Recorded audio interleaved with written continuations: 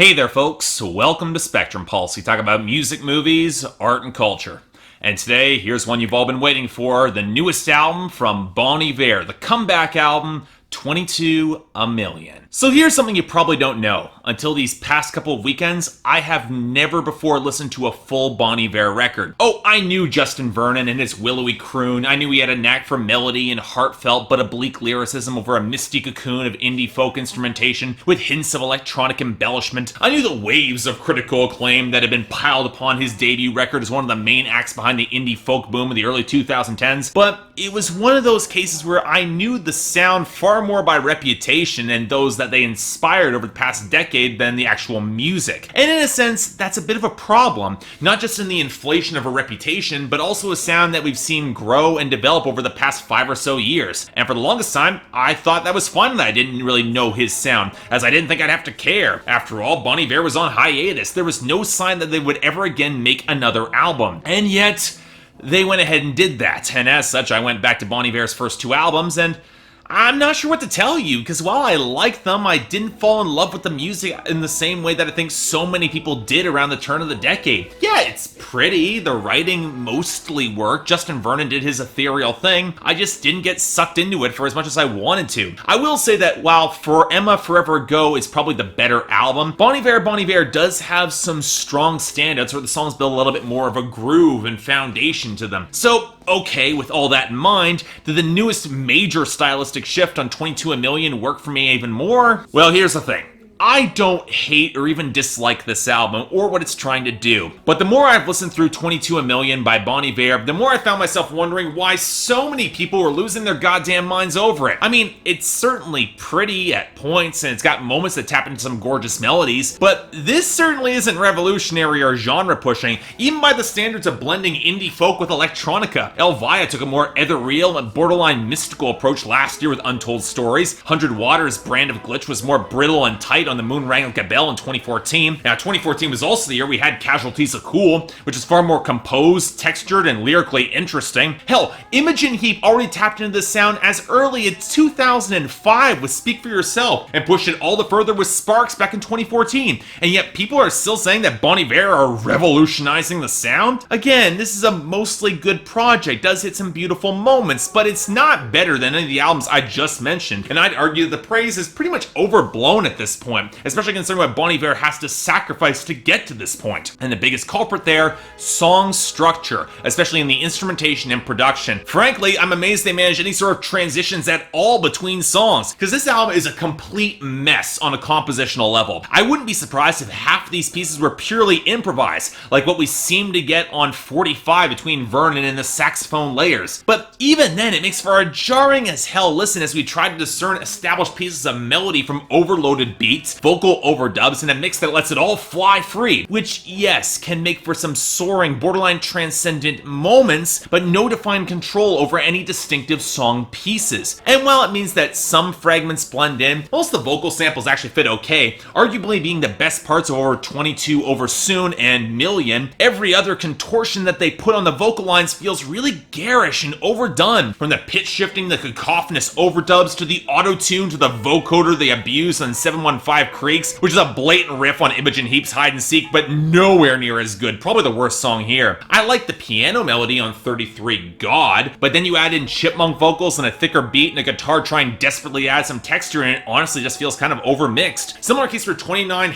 #Stratford Apartments. Good acoustic line, the arranged instrumentation was beautiful, then the vocal harmony was pretty solid too, but then you throw in the blaring vocoders and it shatters any sort of immersion. 8 Circle actually was pretty promising, with all the sax layering, until we throw in even more vocal fragments that just become unbearable near the back half of the song, and 21 Moonwater is just a mess, trying to build a collage of stormy fragments against that glossy background synth that, when it then dissolves into a sloppy mess with added horns to boot, it completely kills the atmosphere for me. With 666 Inverted Cross and Million, there's at least a little bit more structure and groove to these songs. In the former case, there's a beeping melody and a hint of a real bass line, and in the latter case, it's a borderline piano ballad. You you know, there's focus. The songs actually come together. What do you know? Because look, I get this fragmented approach. It serves to drive that sense of intentional duality. We'll come back to this when we discuss themes. And sure, it can lead to some beautiful moments, but they feel constantly undercut within the songs themselves. On a larger scale, this has really been a problem I've seen crop up more than a few times in 2016, sacrificing the cohesion of the song for fragments and emphasizing contrast like what we saw on The Life of Pablo by Justin Vernon's occasional collaborator Kanye West. But this is a high-risk, high-reward approach, because you don't just lose structure, but also a greater sense of dynamics and crescendo and flow, not just between songs, but within the song itself. Good production can smooth over some of these patches, but with the ragged shifts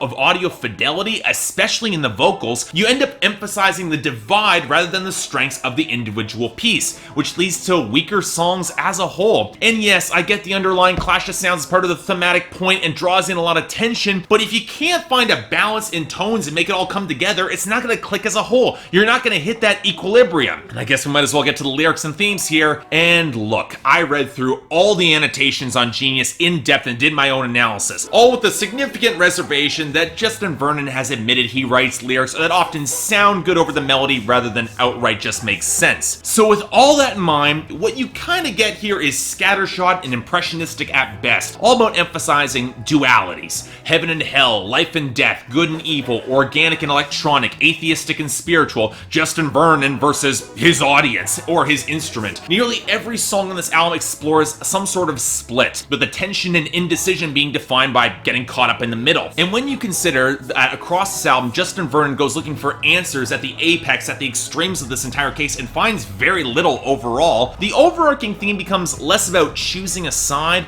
and more about finding comfort in the middle ground to free yourself of a feverish paralysis. You know, you would think that finding that middle ground would lead to a synthesis, an electronic and organic sound, but you know what? To his credit, Justin Vernon asserts that it's more about living with that tension than finding the blend, which, you know, is kind of analogous to themes to what Dan Behar of Destroyer exploited last year on Poison Season, and far more eloquent, succinct, and well-composed songs that use the horns way more effectively. But okay, I'm getting off track here. So, alright, themes are actually mirrored by some of the composition, most of the lyrics. I can get behind that until you start examining the lyrics in microcosm. For me, I've never been a fan of Justin Vernon's paradoxical, tragic sensitivity meets genius swagger that's all across his albums, which leads to lyrical gems like We Know I'm Right, seriously, on 666 Inverted Cross, or the love that's just as quickly abandoned but devotion is still demanded on 713 Creeks, or the petulance of 33 God that really got under my skin. Now, okay, at least on the second song or on 45, he can admit that he's paralyzed by that raw tension. He's carved in fire. But the line I want to call out about this record, it shows up on the final song, the closer, Million. A word about gnosis. It ain't gonna buy the groceries. Now, bad rhyme aside, gnosis is a Greek word that reflects knowledge and insight, typically considered spiritual or secret. You know, what Justin Vernon spent most of this album seeking through the sort of esoteric lyrics that cast a very different implication on this album as a whole when viewed outside of it. Within the song, it's an admission not to seek the apex of enlightenment by knowledge or religion, which is fine, I guess it works thematically, but it's also one that can be considered about 22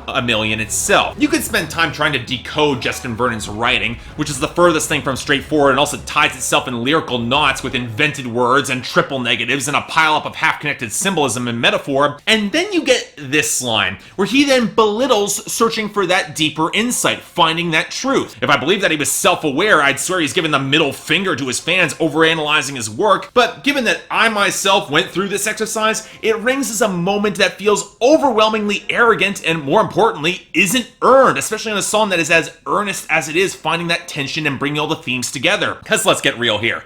The overarching duality themes of this album break down to really just life isn't black and white, live with it. And yet with the language chosen for all the lyrics and the high-minded ideas that he's pursuing in religion and life and death and God, and the messy clash of instrumental tones and production choices, it all breaks down to that? Well, that's a dictionary definition of pretentious. And yeah, I completely get the irony of that coming from me sometimes, but it doesn't make it any less true. At least I can admit it about myself. So yes, I can say it. There are some beautiful moments and fragments on this album. Enough that I am going to give this album a 6 out of 10. But I don't think I can recommend 22 a Million, mostly because it's not nearly as experimental, boundary pushing, or profound as it thinks it is. Go back to any of the albums I mentioned in this review, they're all better than this, and frankly, they even approach some of these dualities and sound so much stronger. Bon Iver fans, if you like this, you can have it, but I'd check some of the Kid A and Age of Ads comparisons at the door. Even though I'm not hugely fond of either record, they're not the best for either Radiohead or Sufjan Stevens, they actually did break down some boundaries when it comes forward to their sound. 22 a Million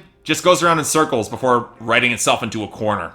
Sorry. So yeah, thanks a lot for watching. I'd like to like and subscribe, I'd be more than grateful. I got the poll up here, so everyone who's gonna come over and tell me that this album is genius and that I'm totally wrong, go ahead. But guys, I really wanted to like this, but the more I kept digging into it, the more I found that it just boiled down to something that was so basic that it didn't deserve all the high-driven language. It just didn't connect for me. Beyond that, anything else I might be able to do to improve my presentation, I'd be happy to hear it. My list of albums is overloaded right now, so not taking any requests. Although that Solange album, from everything I'm hearing, does sound interesting. So who knows, that might be coming up soon after Poets of the Fall and Opeth and Epica and the rest I gotta handle. Until then, I'm Mark, you're watching Spectrum Pulse, and I'll see you next time.